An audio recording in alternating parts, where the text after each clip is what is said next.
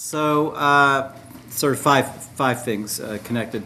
So, first, I remain, this makes me feel positive and optimistic about the positive program of naturalism. I'm very confident about its legs to carry on among intellectuals.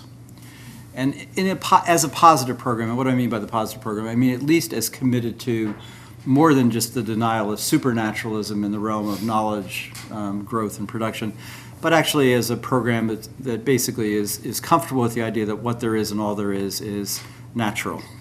And in some ways, maybe not in a self-centered way, but the idea that maybe we're smart enough to keep figuring out the secrets of nature. Second thing, though, I'm still nervous. I'm as nervous as I was before I came in about the prospects for naturalism in the wider culture. I just think that it's nice to be in a place like this among like-minded people, but I still think that whether or not the wider culture will come around is a completely open question, and I get nervous about it.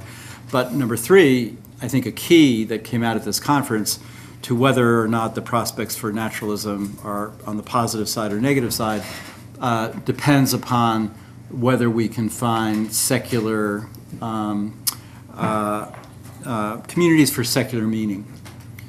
You know, mosques of mattering, something like that, to be ecumenical. That's going to go down well.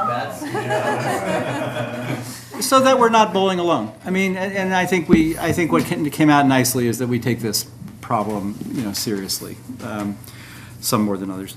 The fourth thing is, and this relates to something Alex said, and maybe I'm accentuating the positive. This is my nature, the half-full aspect.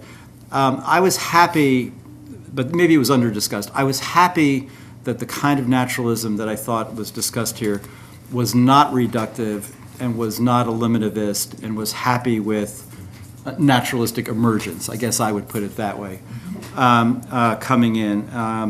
We're comfortable with talking about levels and emergent phenomena. But I think that Alex's way of putting it, it was under-discussed. So I'm not positive, You were less happy than we both. Yeah, and finally, this goes back to something Massimo said.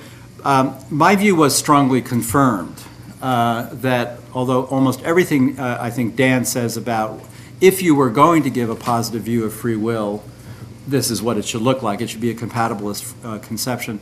I think that what Jerry and then the discussion that he helped us have shows that the concept of free will is so contested, so embedded in several different traditions, that it would be better if we just said we're not going to talk about that anymore. I mean, I took this position in writing in 2000 in The Problem of the Soul.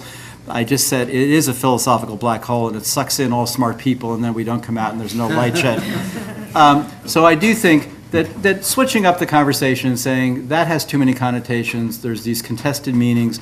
We'll go back to what Aristotle said. Let's talk about voluntary and involuntary. Let's talk about when John Dewey says, I gave this quote to Dan, I think many, many years ago from Dewey.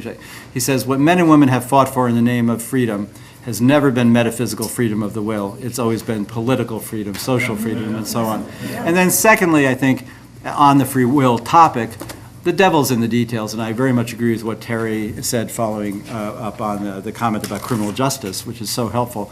We're going to figure this out. We can't be. This is part of the naturalistic program. I mean, we're here now. It's a long, long program. It'll take for as long as we're around. We'll figure out the different causes of human behavior, and then we're going to have to make wise judgments about which causes we think are exculpatory and which ones are not. And we are going to have to take into account what Simon said too, is we may overrate the and ascribe moral worth or lack of worth to events too much based on the conscious proximate causes. And it just may be that as we understand the whole system better, we'll have a better view about human action, and that will change, I think, our conception about morality in the law. But that's a long way down the road. I have nothing enlightening to say except wait and see. Thank you.